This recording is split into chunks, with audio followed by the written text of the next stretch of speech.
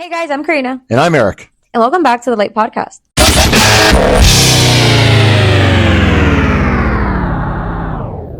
The law according to Eric. So today, our topic is defamation. So Eric had told you guys last episode that he wanted to speak on this because we had gotten a couple of stories like that for a previous episode.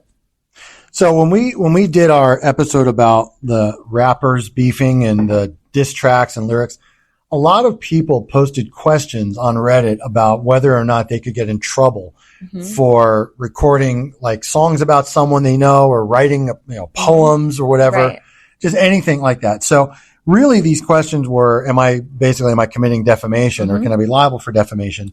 And that got me thinking, that we could do sort of an episode about defamation, but mostly because your boy here has some firsthand experience in defending defamation claims. And I am very, very excited to announce that we have a special guest that's going to come on in a few minutes. His name is Todd Witteles. He goes by the moniker of Dan Druff. Todd is a professional poker player. He is a World Series of Poker bracelet winner. He has a podcast and a website and a radio show called Poker Fraud Alert Radio. You can go to pokerfraudalert.com. He'll tell you all about it. But Todd has been outing scammers and things like that in the poker community and kind of in the gaming world for years. Been on 60 Minutes, was victimized himself. I mean, there's nobody better equipped to talk about gaming and the things that go on in gaming. Right. And especially on this topic. So let me start us off by saying that defamation is a legal right provided by California statute. It's under California's Code of Civil Procedure, sections 44, 45A, and 46. Without getting into super technical legal detail, generally speaking, defamation is a false statement, meaning the fact of the statement itself is made by a person who knows it's false, that is harmful to the person's reputation, is published. Now, the word published doesn't mean like a book. Right. It can be a website, it can be over the air in an interview. It just has to be disseminated, right, to the public. And it has to be heard by someone other than the person that you're talking about. So if I go on the firm's website and I post that Karina is a biological male with two feet and a penis, right, and 4 fingers, and somebody other than you sees that, that meets that last prong. And so, the last thing is, just as a matter of clarification, because people get confused, if it's an oral statement, okay, that's called slander. So think of it spoken word slander, S&S. If it's a written statement, it's called libel. Right. Okay. Or, so slander, libel combined, either one, that's a form of what's called defamation. So without too much further ado, when this topic came up, I thought to myself, I know a person that actually that was once sued for defamation. Right. And we both know the attorney that defended that person and what the outcome was. So I would like to now invite Todd Dan Druff Witteles to come on. So Todd, welcome to the Late Podcast. Hello, Eric. Yeah, thank you for having me here. Absolutely our pleasure. So Todd, if you wouldn't mind telling our close to 3,000 subscribers now, just give us a little history of what happened to you, who, Mike Postle is. Remember to use the word allegedly in front of everything. No, I'm just kidding about that. But by all means, Todd, take it away. Okay, so as Eric mentioned a little bit ago, I run a website called Poker Fraud Alert, exactly as it sounds, pokerfraudalert.com. And among other things of what we do there is we discuss scams and scandals and frauds that occur in the worlds of poker and gambling. And unfortunately, there's a lot of that stuff that goes on. So that's something I've been doing now for many years. In fact, even before I started Poker Fraud Alert, which I started 12 years ago in 2012, I was even doing this for years before that. And I had always kind of loosely wondered if it'll ever occur to me where someone sues me over something I say, which I accuse them of doing, even if I'm correct with my allegations, or if I'm very likely correct. Will I ever get sued one day for defamation for making certain claims about someone that they've done something that I'm claiming is dishonest, and they would try to get back at me by filing a lawsuit? So I actually ended up in that situation back in 2020. So what occurred was one of the biggest scandals in poker, one of the best known scandals for sure, and that involved a guy named Mike Postle. And he was playing on a live-streamed poker game. That is a poker game which takes place where everybody is recorded playing at the table. It's run at like a 15-minute delay, so you're almost seeing it live. It's occurring 15 minutes before you're seeing it. And you can see everybody's hole cards. You know, they've got two cards down that only they know. Only each player knows what they have. But there's special tables that can read what the cards are. And it shows the viewer what the cards are. It makes it much more interesting for the viewer to watch when they can see what everybody has, even though all the players only know their own hands. And that's the way poker has been televised now for the last 20 years or so.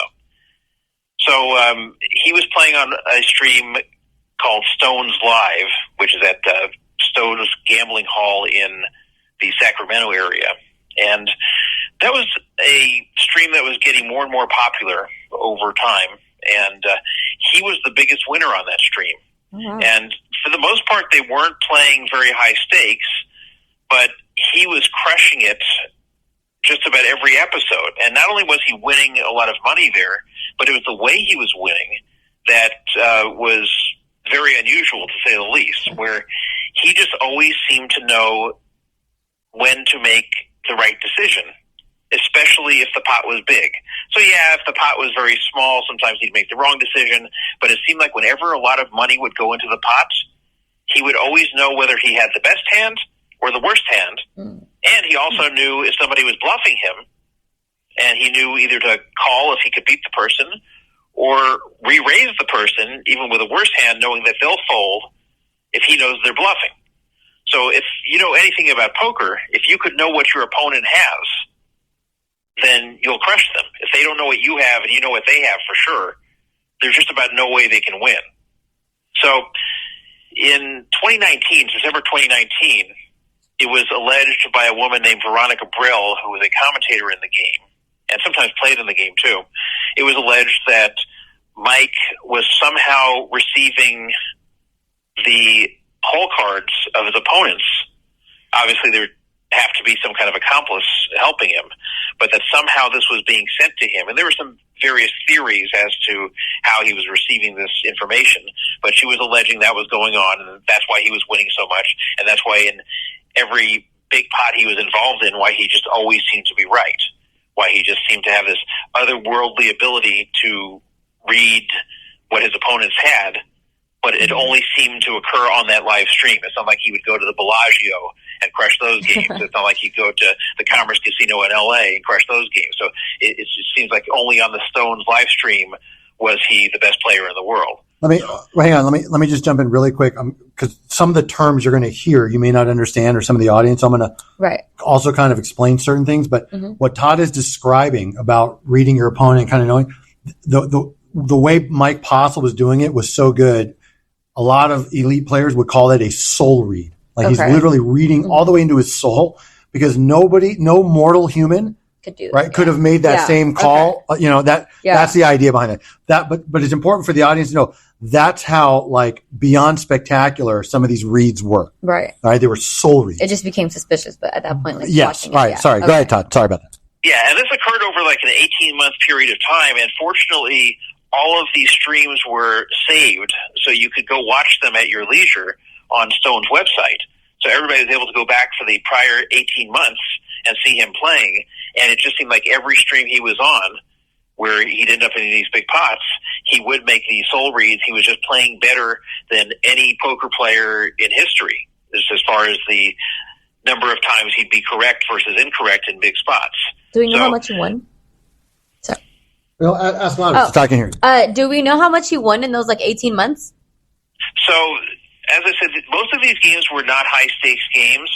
The exact amount is in dispute. So because you have to go through like a lot of videos and add this all up. So, and there's no way to check people's math unless you go watch 18 months worth of videos, which is like hundreds of hours of footage. Anyway, some people claimed it was 250,000. Okay. One of Mike Postle's friends claimed it was about half of that, but it's got to be somewhere in that range, right, between 125,000 and 250,000. Even one of his friends concedes it was 125,000. So at the stakes they were playing there, this was an amazing amount of money to win. And as I said, the way he won it was really crazy. So sometimes you can get really lucky in poker, and you get dealt a really, really big hand against somebody else who has a really, really big hand. right, And both you put a lot of money in, and you just happen to be on the right end of it. So if you win a lot of money that way, that doesn't mean you're good. That just may mean you're lucky. It can also mean you're good, but it might just mean you're lucky. But if you win a whole lot of hands at lower stakes to add up to 250,000, and it just seems like you're never wrong when the pot gets big, obviously that's very suspicious. So especially in a live streamed game where the whole cards are readable, because the way these games work is a machine receives the data from the cards. It's called RFID, and it receives the data from the cards of what each card is. That's transmitted to a booth, and then the booth, they make the graphics to show on the screen what everybody's cards are. Now, it doesn't broadcast it until 15 minutes later, so it doesn't do any good for those who are watching to call their friends or something. But what if someone were to have an accomplice on the inside that could see this and then communicate it to a player in the game in real time? So that's what was being alleged against Mike Postle by this woman, Veronica Brill, who is a commentator and sometimes player in the game. Karina, let me give you a bit more context. right. In an 18-month period, assuming that he won the lower end of that estimate, around 125,000, Right. that's about $7,000 a month net, Right. which would be like earning 11,000 as a salary, like in any 9 to 5, in a higher end job. So even though the stakes of that game, because some high stakes poker games are nosebleed, amounts. Yeah. But even in this smaller stream game, I want you to just consider, you're talking about an average of $7,000 a month cash every, That's pretty income. consistent. That's a job. That's Yeah. more than a lot of people make. Yeah. And honestly, in the Sacramento area, that's like 25% more than like what it would be to like live in LA, Right. cost wise and all that. So just to get some more context. And this isn't going every day. This is something that goes a few hours a Right. week. Yeah. So it's not like you're playing 40 hours a week to earn this type of money. Yeah. So to play low stakes and win that type of money in that period of time, just playing once or twice a week is crazy. So anyway, the question immediately became at that point, is this possible? Did this really happen? Because up till that point, in all the years of live streamed poker, there has never been a verified instance of this type of thing occurring. I'd always thought of it. In fact, I've even appeared on certain live stream games. I even once appeared in that Stones game. Mike Postle was not in the game with me, but I actually did appear in one of their streamed games a year before that. And I also have been on other streamed games. And I always had in the back of my mind, like, what if there is an insider? Obviously someone in the booth can see my cards. So what if they are communicating this in some way to somebody at the table? So I always did worry about this kind of in the back of my mind. But I said, you know what, this has been going for so many years. There's never once been a scandal like this. So it's probably just paranoia. So this was the first time that there seemed to be credible evidence here. And when I say evidence, there wasn't a smoking gun. So it's not like they found the device he was receiving the cards on and grabbed it and proved it. So that didn't occur because Veronica just accused him on Twitter. And of course, at that point, he's not going to turn over his device to anybody or anything like that. Right. And unfortunately, the California gaming laws and the regulation of California gaming is very, very weak. Basically, the California Gaming Commission really only cares about whether these rooms run the games they're allowed to run and pay their taxes. They don't really care so much about players getting cheated. Right. So there wasn't really much that could be done from a criminal complaint standpoint. But what people were doing was calling it out, and they were discussing the hands where Mike Postle would play in a way that people just didn't think was possible if he didn't know the cards of his opponent. And there was a guy named Joey Ingram who sat there for like 11 hours a day doing a YouTube stream of analyzing all of Mike Postle's past play just going through it and showing the different hands and commenting on it. And so various people got involved in just really, really breaking this whole thing down, discussing the hands as they play these old streams they had recorded over the last 18 months. Right. Mike Postle himself started to give a few responses, but he didn't really say very much, and then he just shut down and stopped answering anybody. And I actually didn't get right involved in it. It actually took me a few days, where normally I'd be write on a story like this, but I just wasn't able to get to it for a few days. And then once I got into it, I decided I agreed with what the people were saying on Twitter. And by this point, it was already a huge story. Mm-hmm. But I agreed with people's assessment from my more than 20 years of experience playing poker myself, and most of that time being a professional player. So while I didn't have any smoking gun proof against Postle, and nobody did, just from watching all these hours of footage, it just wouldn't have made sense to me in any other way besides him knowing his opponent's hole cards. Right. And obviously that's cheating, and obviously if that's what was occurring, then this was very bad what he did. So I basically posted that I agreed with it, that this was what I believed happened too. So then about a year later, and by this point, pretty much everybody in poker, with only a very few exceptions, believed he was guilty. There was not much debate about this one. There's been some other stories in poker where people have been alleged to have been cheating where it's kind of split, or maybe it's even like 70-30 as far as the percentage of guilt versus innocence. This one, it had to be like 99-1. I'm not even kidding. Like this was almost unanimously believed in the poker world because they had all these hours of footage, because nobody could find a big hand where he made the wrong move. Mm-hmm. It just seemed like it had to be, even without the smoking gun proof. So about a year later. Well, I'm sorry, Karina, what was that? Hang on, Todd. Karina had a question. What were you asking? While everyone was like basically talking about him and believing that it was wrong, did he keep playing throughout that time? Or did he take a stop when people started accusing him of that? He stopped, and also the Stones live stream stopped. They ran one more live stream without him. Oh, wow. Okay. And then they just got trolled so much in their own chat that they decided they couldn't continue with this. They were really running it to promote their own card room. Right. And once this pretty much stained it, they realized it was going to be a negative to them to keep running this. It would just keep reminding people of what occurred there. So they stopped running it. And to my knowledge, they haven't brought it back. And this was 5 years ago.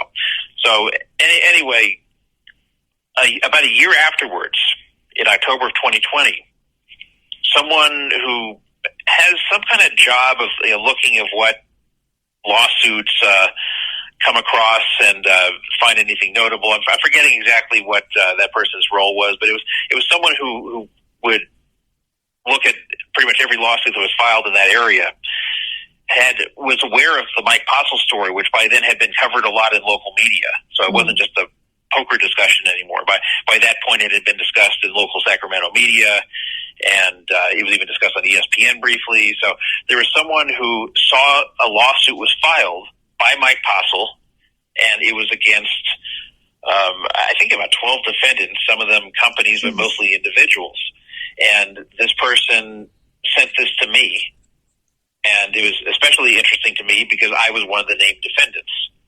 And that was the first time I've ever had that experience. In fact, that was actually the first time I was ever sued in my life. And by that point, I was getting close to 50 years old, and I'd never been sued once for anything.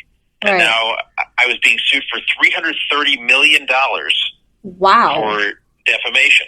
So that's a pretty intimidating number. Obviously, if I were to lose that, I would be broke many times over.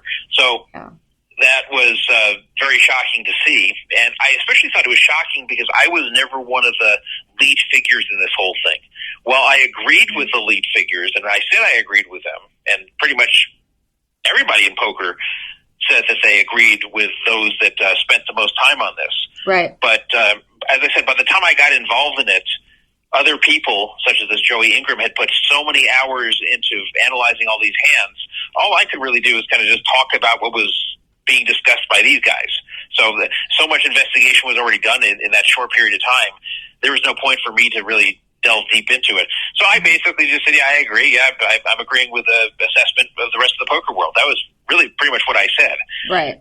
And I got thrown into it anyway because I don't know for sure, but I think I was thrown in because I just was fairly outspoken about my beliefs, and they just decided to throw me in there, even though, as I've said a lot of times, if I were never born, Mike Postle's reputation would be identical because I really was not a major figure in this. But it doesn't matter. I was still sued for defamation. Right. And so I thought, okay, what do I do at this point? I've got to think I wasn't served yet. I just was sent the front page of this complaint by a third party.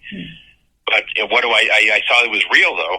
What do I do at this point? Now, all right, so let me jump in. So you'll understand in a minute why that's important, the idea that he wasn't served yet. Right. Because as you'll soon learn as we progress in this timeline, nobody got served. Oh. They filed the lawsuit. They, meaning Mike Postle and his attorneys, who, by the way, this firm here in Beverly Hills. I mean, I know the guy. Oh. Or I know that firm, I should say. I know of them. Anyway, he filed this lawsuit with this Beverly Hills lawyer, and they did nothing. Right. And you'll understand why in a minute. That came out later. That was intentional. But, okay. All right. But okay. So Todd is now one of this long list of defendant, these cast of character defendants. Right. But we're talking about ESPN, like Disney was sued in this.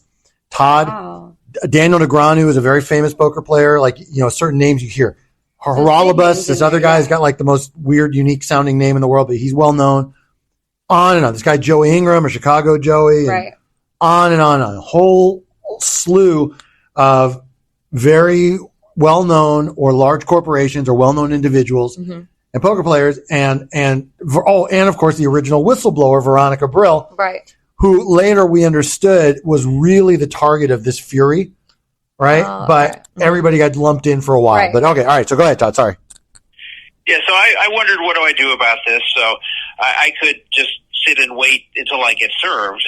Now, at the time, I didn't think or know that there was never an intention to serve anybody. So I really thought the service was going to come. The question was, do I wait for that and then go forward with defending myself, or should I try to see what I could do immediately? Because there's a number of reasons you don't want a $330 million lawsuit hanging over your head, whether you're served or not. Some for emotional reasons and some for practical reasons, like if you want to get a loan or anything like that, you have to disclose if you're named in a lawsuit, and a $330 million lawsuit can make an impact. So I spoke with Eric about this, and I asked him what he thought I should do. And what we ended up doing was I ended up actually retaining Eric to defend me in this lawsuit. And when I first spoke to him, it was just pretty much as a friend, and to ask him what his opinion was I should do here. But he ended up being the lawyer that I retained to defend this whole matter. And we decided to go on the offensive from the defensive standpoint. So basically, once the lawsuit's filed, and it really was filed, it just hadn't been served. And I didn't know this. I learned this from Eric, that your attorney can just accept service for you even if you were never actually served. So that's what Eric went and did. And we went after it from the standpoint of what's known as anti-SLAPP. And I don't know if you've discussed that on this podcast already at some point. Not yet, but we're gonna. So all right, that's a good segue to jump in. So Todd's right. What we did was we took the offensive approach and essentially what's called an acknowledgement and receipt of the lawsuit. I submitted that and filed it in the Sacramento court where the case was filed. And this is what's called a SLAPP lawsuit, SLAPP. SLAPP stands for Strategic Lawsuit Against Public Participation. And there was a trend for a while. This goes back, many years. There's a trend for a while, especially in California. Nevada has a statute similar, but in California, this is the Hollywood state, celebrities, all that. People were suing people just to shut them up, basically. And so the California legislature then enacted an anti-SLAPP statute, which basically is that if you get sued for basically exercising your First Amendment right, and the attempt is to chill your free speech or basically shut you up, you can file this special motion to strike or this anti-SLAPP motion. And if the party filing the motion prevails, the losing party then has to pay all the other parties' attorney's fees, and the lawsuit's over. So we reached out first to Mike Postle's Beverly Hills attorneys, said, guys, we're going to file this motion if you don't drop Todd. I don't care what you do with anybody else. I want my client out. And here's the authority, and here's the case law. Here's what we're going to say. Now's your chance. Stupidly, they turned us down. So now back to Todd. Wait, before you get I have a question. What was your first reaction when you heard of this case, when he came to you? After I stopped laughing? Yeah. No, honestly, it was very, very ridiculous. Right. No, even the number's ridiculous. All of it's ridiculous. Yeah. All of it, especially as it relates to Todd. Right. These are postings on a website that happened after the whole scandal broke. Right. But okay. So honestly, my first reaction after I kind of took a minute and calmed myself and stopped laughing. Was okay. And I said, Todd, we did one of two things. You can sit back and wait, and I understand that at this point in time, we didn't know that the non-service was intentional. Right. So the idea was, okay, we can just sit back, wait till you're served, and then we'll deal with it. Or I can accept it for you. I can send it. I can file an acknowledgement, and you know what? Let's go after this guy. Right. And also, Veronica was getting her own counsel. Mm-hmm. There was a GoFundMe set up for her. Oh wow! Right, not for Todd, right, or anybody else, but for her. Right. So my thought was, you know what? We really need to get you out because any lawyer really has a duty to his client. Right. So I don't care what Veronica does or who she hires. I don't care what the other people do. I got to get Todd out. Yep. So the decision was, you know what? Let's just go after this. We gave him a shot. They don't want to drop you. And I don't mean this insultingly, but it's like, Todd, you're the low man on this totem pole as far as like what you actually did in participation to this. How would they not? But they didn't. So, okay. That's what you get. Right. So here we go. All right. So what happens next, Todd? Yeah. So that was very strange. I was surprised that this was the initial result, that they were refusing to drop me out. I was surprised to be named as part of this. And so not only was I one of the least known people of the parties that were named, but also the least involved as far, even if you were to say that Mike Postle was wrong there, which he wasn't, but even if you were to agree with him, it was clear that I was the least involved of everybody there. And so all Eric asked for when he had the conference with Mike's attorneys, who of course were taking the decision from him, and all that was being offered was that just drop me out, not drop the whole thing, but drop me out of the case. Right. And we won't come after you for any fees incurred from defending this and discussing this up to this point, including this conference. So basically, whatever money was spent on legal fees getting here to drop me out, we won't go after you. That's the agreement, and you just drop me at this point, and we just walk away. And they said no, which was pretty shocking to me because this was a junk case. It was very clear it was a junk case. Right. And I was the least prominent and least involved person of like 12 defendants. So it's not even like that if they drop me, then there's hardly anyone left to sue. Even if he's trying to make a statement by the lawsuit, it didn't make sense to have me in there. So I was very surprised that they just refused, and really we weren't getting a coherent answer as to why I was being left in there. But I was left in there, and that was up to him to decide that. So then we had to go forward with the anti-SLAPP motion to get this dismissed. And, so basically what we had to show was that this lawsuit was being filed against me in order to suppress my speech. That is basically a junk lawsuit meant to silence me and didn't actually have any merit. And then it can be dismissed right there. And something we actually had in our favor was the fact that Mike Postle was at least some form of a public figure, at least a limited purpose public figure in poker, meaning that this is someone who has intentionally put himself as a public figure in the realm of poker, which then would legally allow more to be said about him without a concern for defamation. Right, this is the reason why if you get on Twitter and write something bad about Donald Trump or Joe Biden, they can't sue you anywhere nearly as easily for defamation as someone who's just a private citizen. Right. So it's along the same line. So defamation, it's very, very hard to sue someone. It's very hard for a public figure to sue someone for defamation. Basically, the public figure would have to show that the person saying it not only got it wrong, but that they knew that they were lying at the time they said it, which of course is very hard to prove because you can't be in someone's head. You can't show what they were thinking. The only way is if you can find some proof that they knew that they were saying something false. All right, so hang on. Hang on a second. Let me just jump in really quick and explain why that's important and how Mike Postle kind of shot himself. Mm-hmm. So Mike went on a very popular podcast, and the host was a man named Mike Matusow. Mm-hmm.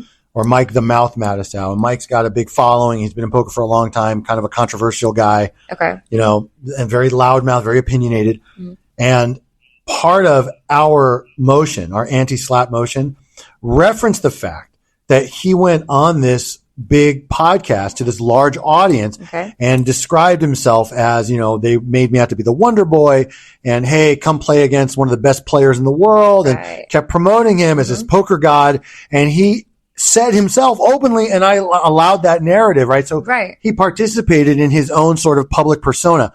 Now, the reason Todd brought that up, like he was saying, is when you're a private party, you have a different expectation of privacy than a celebrity does, or a public figure, or quasi-public figure. Even like minor league baseball players or coaches are considered public figures for purposes of defamation. You don't have to be like the most recognizable guy on the street. But in this case, Mike Postle appears on this live streamed poker game for the last year and a half. Then he goes on this very popular YouTube podcast where he's out there, talking about all this. And we reference that in our motion later as a means to advance our position that he doesn't get the maximum benefit or protections. Actually, Todd does, because Postle is a public figure, basically. All right. So sorry. Go ahead, Todd. Yeah, and when he was on that podcast, and he was on that podcast to discuss the allegations against him, when he was on there, he was conceding that the Stones live stream was promoting him as like the best in the world, the best ever, a wonder boy, and that he went along with the narrative. He actually said he went along with the narrative that they were promoting him this way.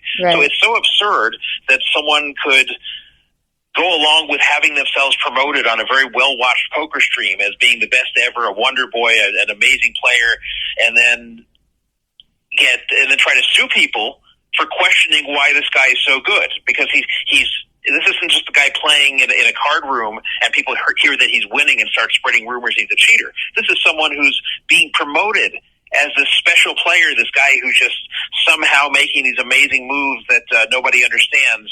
And so, of course, if you're going to promote yourself this way on a public stream, of course people have the right to question how you're so good and if it's possible you're cheating. So that's why it's absurd that when he knowingly does this, knowingly makes a public figure of himself, that he could sue people for then questioning how he's really doing so well, especially given the suspicious elements of the whole thing. So the fact that he went on that podcast and admitted to these things, not only just going on that podcast himself shows that he's making himself into a public figure, but he already was a public figure, and it was admitting that he went along with Stones pretty much making him into a poker celebrity. He was okay with it when it was positive. That was the thing. He was only okay with it when it was positive. Well, remember, this scandal had already broken. Right. And then he goes on this Mike the Mouth podcast to talk about this. Talk about these allegations and what he tried to do. But again, it was probably very ill-advised. If he checked with his attorney, let me put it like this. If I was repping him at that point, I would have told him not to go on anything or talk about anything. Whatever. I don't know if his attorneys gave him advice or not, but needless to say, he went on there. And that's the whole point. The fact that because it was already done, right, that it had already broken, he just, again, he made our job a little bit easier by continuing to go out there, I was okay with all adding of that. to his popularity, right, or his, he thought he was so popular, what he considered popular in his own mind, maybe. So that was actually that kind of helped us, because we actually referenced the things he said on that podcast and put a footnote link to the YouTube broadcast of it, so the judge who ruled on our motion could verify it. Right. So that kind of, so he gave us a bit more of the ammo. I mean, I think we had him dead to rights anyway, to be honest, but it didn't hurt that he kind of put himself out there more. Making it worse for himself. Yeah, I was pretty shocked that he said a lot of what he did, not just putting himself out there, but just admitting how much he went along with Stones promoting him as this amazing player. It was very clear this wasn't just a guy trying to privately play poker and then got attacked and unfairly accused of something. This is someone who really wanted the world to take notice of his poker play and then just doesn't want anyone to talk about it in a negative way. So you can't do that. And then you'll never win a defamation suit doing that. So that really helped us. I remember when he appeared on that, and I went back and listened to it. I said, "Oh my God, this is going to really help us." And I sent it over to Eric, and obviously that became part of our motion.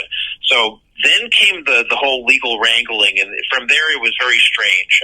Nobody was ever served. So Veronica accepted service the same way that we did, but all the other defendants never retained attorneys and never got served.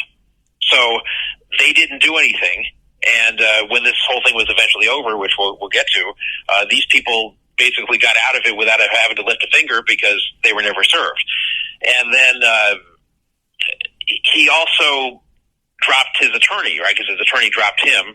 Oh, okay. And put in papers to do that, I believe, for non-payment. But the attorneys were then gone fairly quickly. They didn't seem to do a lot of work on this whole thing. It looked like this whole thing was slapped together very quickly and filed, and then just kind of sat there. And then all of a sudden, the attorneys were gone, and then he was basically representing himself for most of the way, but seemed to be getting some help with preparing and filing legal paperwork behind the scenes with people who were not officially representing him, but were giving him help for various reasons. So this dragged on, and he kept delaying it and asking for more time, and he doesn't have an attorney. And the problem was the court was giving him this time because they give more leeway to those who are representing themselves that are not legal professionals. So this did drag a little while we were trying to get this anti-SLAPP motion heard and hopefully granted and have be dismissed off the case. And of course, while this is all going on, the legal fees rack up. Right. Which it's very important because we weren't trying to drag it out. We were trying to end it as quickly as possible. So you'd be surprised, in fact, how quickly Eric initially responded to the summons and how quickly he responded and filed it. I mean, he was very quick with this whole thing, and the entire way we were trying to end this as quickly as we could and with the lowest amount of cost possible. And it was Mike who was delaying. And of course, if you're going to keep delaying and asking for delays and have hearings for delays and delays are granted, well, of course, the legal fees are going to go up. Right. So that's what was happening. And I'll let Eric then tell her what happened in this lawsuit. So all this time, and by the way, there are several poker media outlets. Right. There are a couple very well-known seasoned reporters that report to the poker media, and these stories kind of go to different sites. And so they're constantly following what's going on, and we're giving quotes and this whole thing, like Postle asked for more time again and whatever. So finally, we're very, very close to the hearing date, right? The court gave him a couple of weeks, and you need some time to get a new lawyer, get a lawyer. You've got a couple weeks to get a lawyer, all right, Mike, of course, he never gets a new lawyer. And right as the hearing is about, maybe we're a few days away or a week away or so from our hearing date, all of a sudden out of nowhere, we get served with notice that Mike Postle has dismissed the lawsuit. Are you serious? Yes, but let me tell you why this is the second dumbest thing he could have done. The first dumbest was suing to begin with. Right. Okay?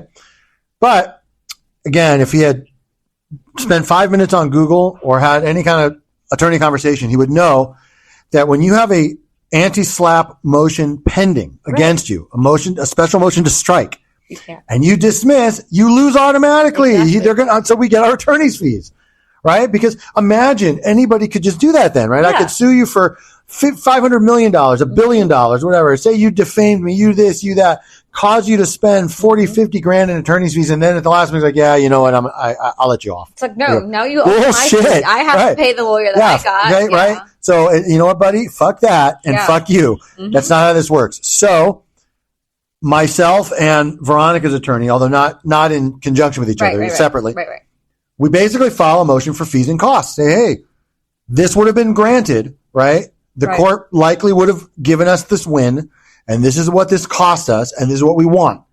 Right? So we get there, we go to the hearing, Postle himself showed up by himself, this is on Zoom. Right.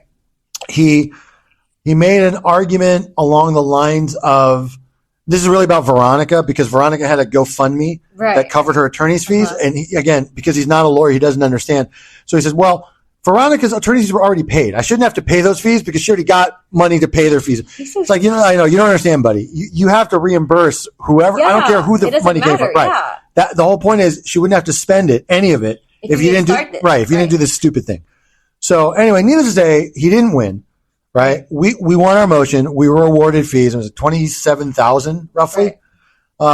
We entered notice of entry of judgment, and as of today, I checked with interest. accrued. He owes us around 35. Hasn't paid a dime, and we're trying to we chase him down here and there. Right. I'm pretty sure he moved out of state. He was found a couple months ago in some tournament in Biloxi, Mississippi. So he's still playing out there. Yeah, but this is the best. He wore like those fucking like costume glasses and nose, like to try like pretend like it was like some kind of disguise. Oh my God. But anybody that followed this knew exactly who that was. Right. And if I'm not mistaken, he was in a slot tournament too, not long in Vegas, using his real name. Right. But like, but he owes people in these lawsuits. Yeah. So right now he has judgments against him by me on behalf of Todd and Veronica, the other defendant that went after him for this anti-slap. So this is a real life account of how defamation can go wrong if you really don't understand what you're doing. Again, that was the other thing too. Sorry, there were a lot of rumors that there was some kind of documentary being made or some kind of movie deal for him, and the lawsuit was filed probably to preserve the statute of limitations, because in defamation, you only have 1 year. So likely he filed it just to hold that and preserve it. And that's why he wasn't going to serve anybody. By the way, just so between you, me, Todd, and the couple 3,000 or so that are listening, judges hate that shit. Okay, if you file a lawsuit and you just sit back and don't serve, eventually a judge is going to issue what's called an order to show cause, why the case shouldn't be dismissed for lack of prosecution, and why the attorney who did it shouldn't be sanctioned for just not doing anything. So that wasn't a great strategy to begin with, but nonetheless. So Todd prevailed. Mike Postle owes Todd still to this day 35-some thousand with interest. I want to make it very clear that it's not easy to collect from a guy that doesn't have much. You know, but we're not giving up. I will tell you, I will die before I let this go. I'm just straight up. I mean, honest. It really. I know some people they think it's foolish, like principle above personality or whatever. Not with this bullshit. No. There will be a day. He made a lawsuit and then realized that you guys were going to join and he was going to have to pay. And he was like, oh, never mind. That's what he tried. But remember, he only did it originally to preserve the statute. And maybe this would have been part of some film deal. And there were like these weird people. Like there was a guy that had like some magazine that was published back in the day that was writing these like protection pieces about Mike and what a great guy he is. And there was drama with an ex-wife and potential abuse, and the wife was like strung out, and he has a daughter, and the daughter lives with him. We don't know. All that stuff comes out, had nothing to do with this, which is the point. Well, they were distracting. But the point is like that. But that's again, when you're pro per litigant, you don't understand. Like, so why would anybody care if you're a single dad? Exactly. Because you still went after these guys for $330 million, like stupidly. So if anything, maybe go ahead, Todd. Sorry, go ahead.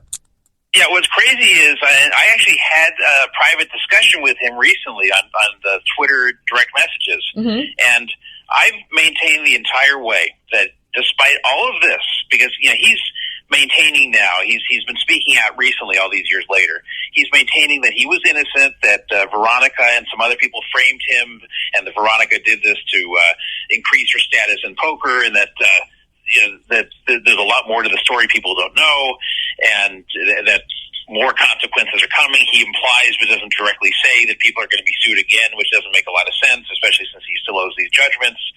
But I said to him, despite everything, despite the money that he owes that he's never paid, the court judgment that's owed to me that he's not paying, despite the fact that he sued me for $330 million, I said to him, if you have proof of any of this, or if you can even show me one hand where you put in a lot of money when you were actually behind and likely to get a call from your opponent and lose the hand, show me even one of those, and preferably show me more than one of those, since there's 18 months of footage. And you've had now 5 years to go through it, so you can't say you didn't have time. So show it to me, and if it turns out that I evaluated this incorrectly back in 2019, I'll change my mind. I'll even come forward and say, hey, I was wrong, if you can show me.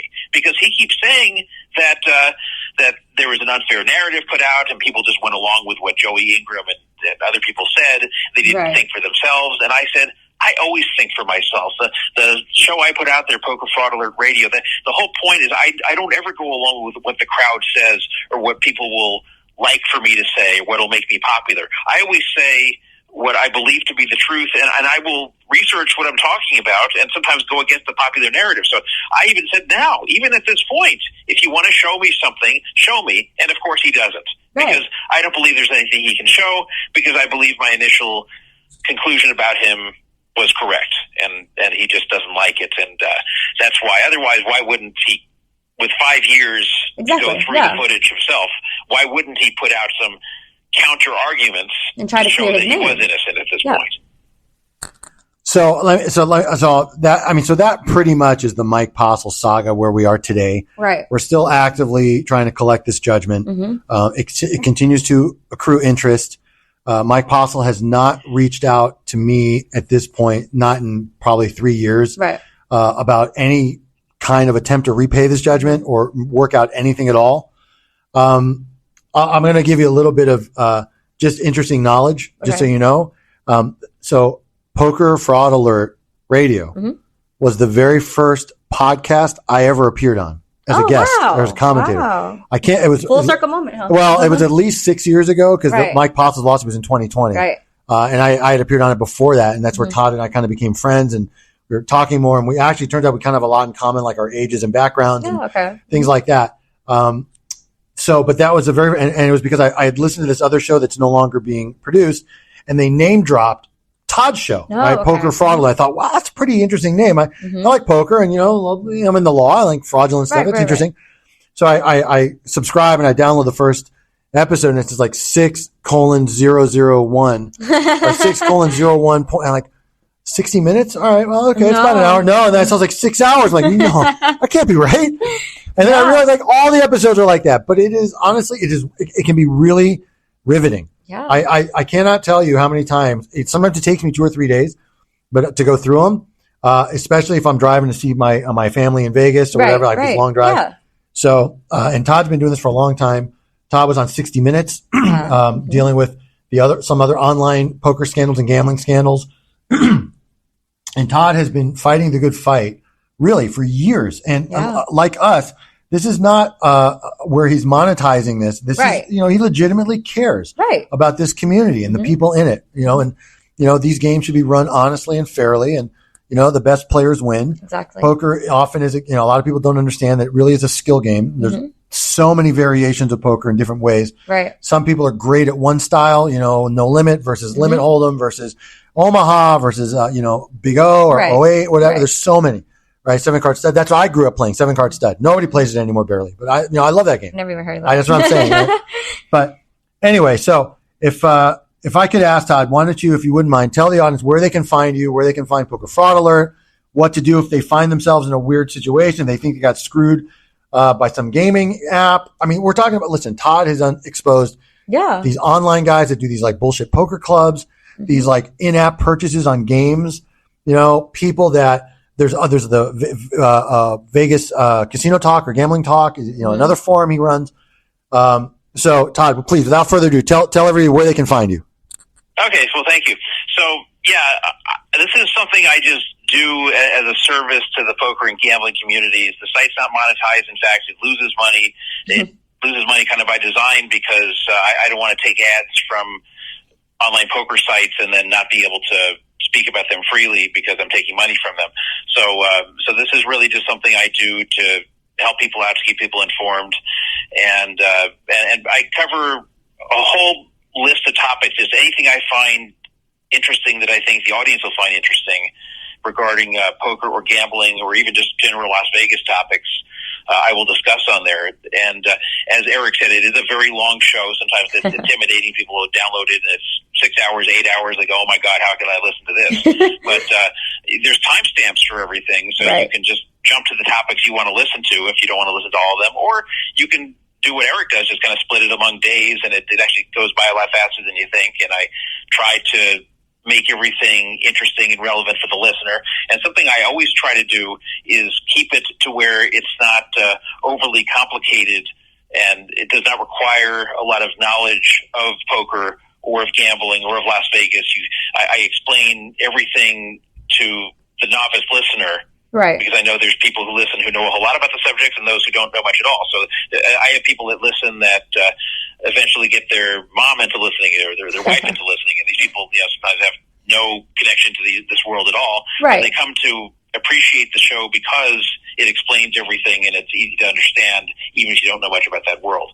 And I try to really select topics that not only are going on of the day, but that people are going to want to hear about.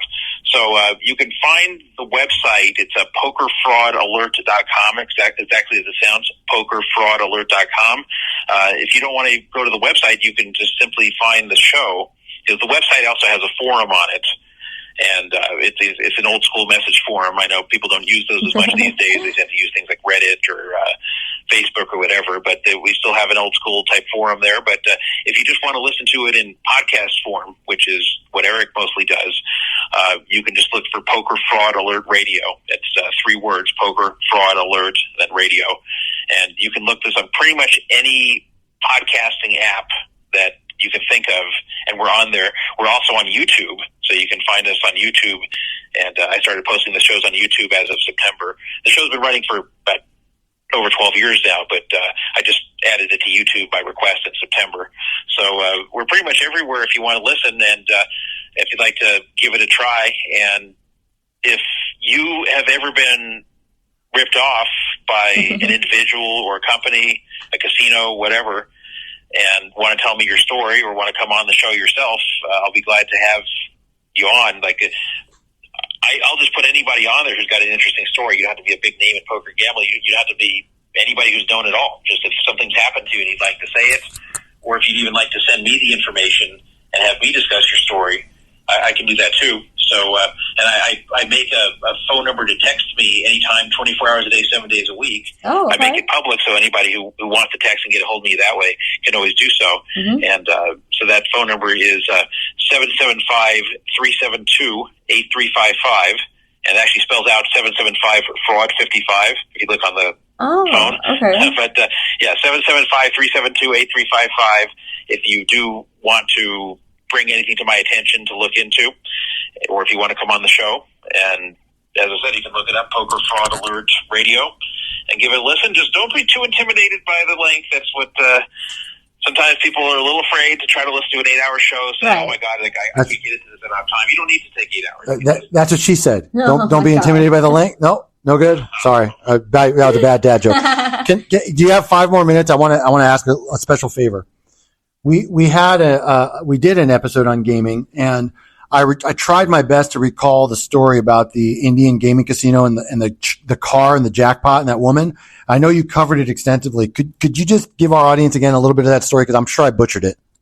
Yes. Well, I'm actually forgetting which casino it was. This is a number of years ago now, mm-hmm. But unfortunately, with these Indian casinos, you really do not have much legal recourse. Right. When anything happens there. That's something to know. So if you go gamble in any casino in California, I'm talking about like a real casino with slot machine. Right. Oh.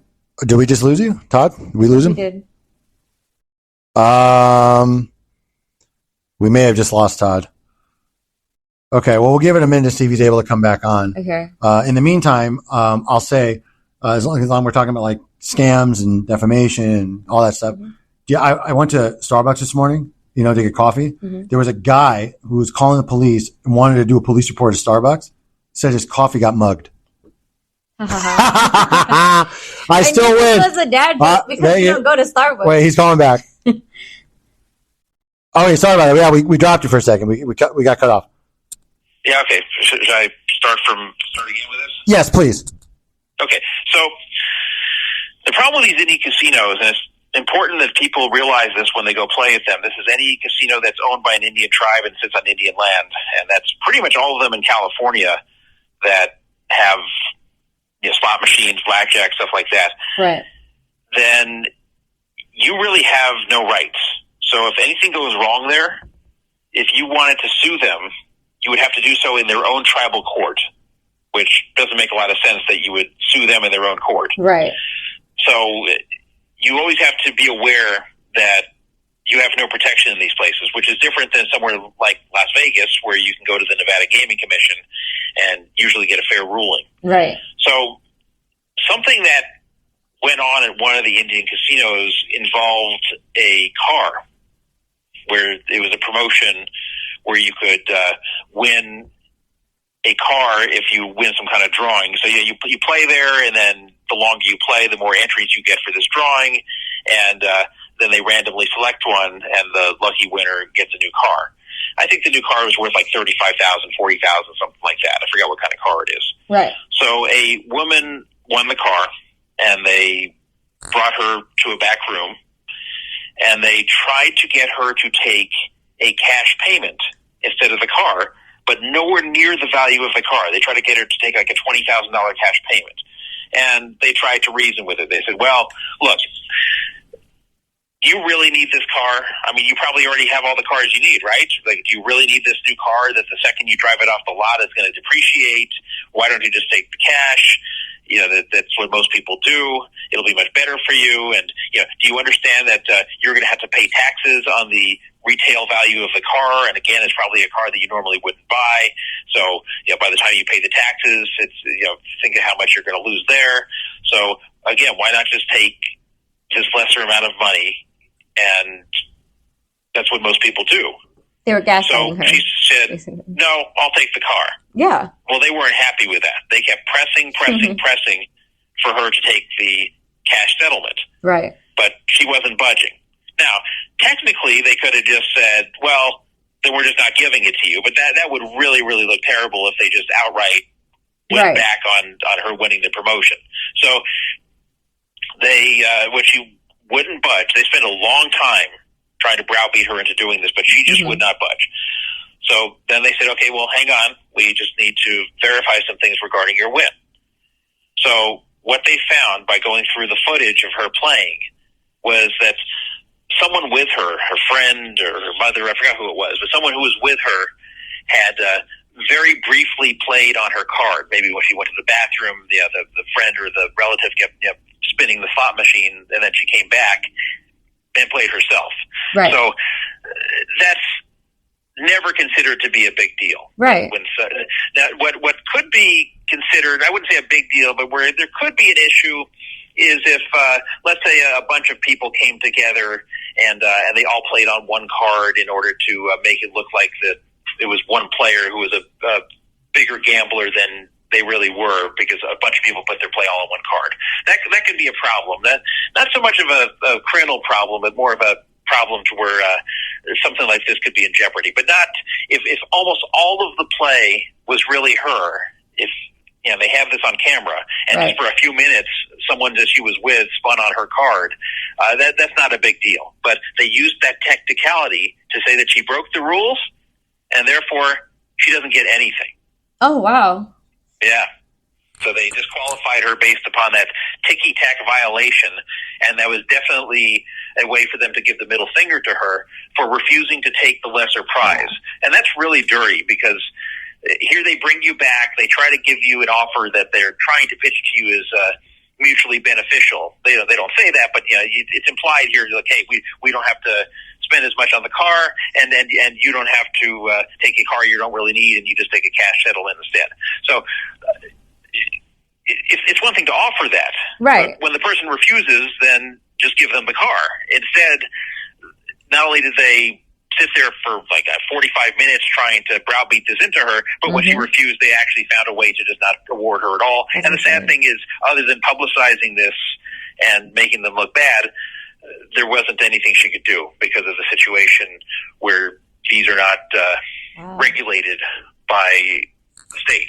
So this is exactly why I said before, and why I told you privately.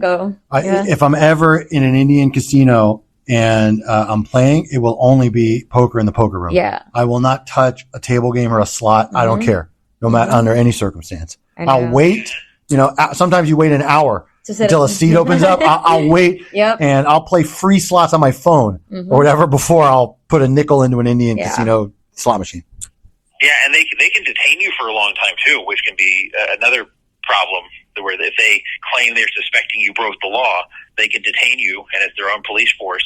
So you really have very few rights there, and that's something that everybody should know. And really, the only thing you can do afterwards is try to shame them on social media. So it's something people should always be aware of with these Indian casinos. So their police and security are all their own? Yes. Oh, wow. I didn't know that. Yeah, all the tribal police. I did not the know whole that. thing. And yeah, they can detain you. They can basically tell you go fuck off, and there's nothing you can do. And there is no redress in any U.S. court. You go to tribal court, right? And then whatever the fucking spirit elders are going to tell you, sorry, guilty or whatever, right? But yeah, that's it. You have no rights.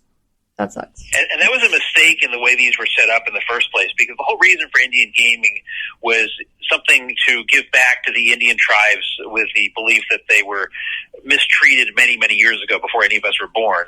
And that's the reason that they're currently in a lot of poverty in these tribes. So whether that's something that you agree with or not, this was the goal of the Indian gaming, was to help these communities and basically give them a leg up where they can run these casinos, whereas nobody else is allowed to in these states. So that was the purpose. But if they're going to do that, then there should have been some agreement on the other end where, okay, we're going to let you guys do this, but you have to let us, the state, regulate you. You can't regulate yourself. And had the Indian casinos refused this, then the state could have just said, okay, well, you're not going to have any casinos then. How about that? So the problem was this got established where they were just allowed to regulate everything themselves. Mm-hmm. And that never works out. You never want a situation where a casino is answering to itself. That's a disaster, especially if they own the police and everything else criminally as well. So that's what I was talking about, how, these are the kinds of topics that get discussed on Todd's web podcast and on the forums. All of this stuff is super interesting. So Todd, let me again, thank you so much for taking the time to come on. I really appreciate you. I appreciate taking the time to be with us. Again, pokerfraudalert.com, Poker Fraud Alert Radio. Every possible method in which you can hear a podcast is available if you want to listen. And again, Todd, we'll be in touch soon, man. I appreciate your time, buddy. Yeah, thank you. And I just want to let everybody know, I thought Eric did a tremendous job defending me in this Mike Postle situation. And, I didn't think I was going to lose $330 million when I was sued, but it was very unnerving. It was something that stressed me out tremendously.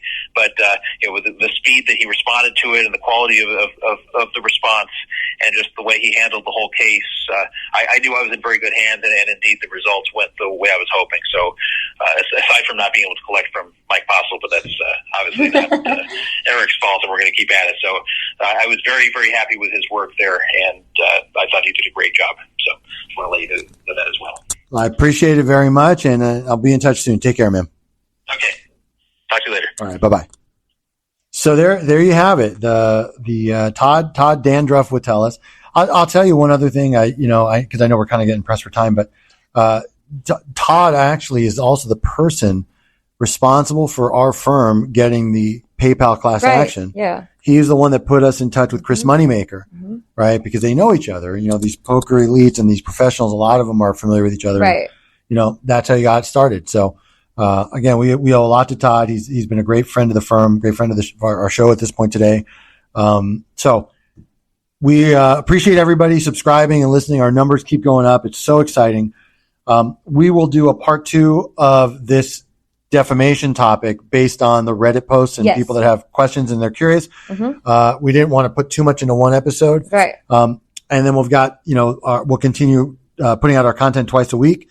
So Hurricane Karina, tell them where they can find us. All right, guys. Thank you all for listening. We appreciate all the support. Remember, you can find us on Instagram at The Potomac Confirm and our other Instagram at The Late Podcast. You can find us on Twitter and TikTok at The Potomac Confirm. You can visit our website at evlawfirm.us and you can email us at info@evlawfirm.us. Bye, guys. Bye.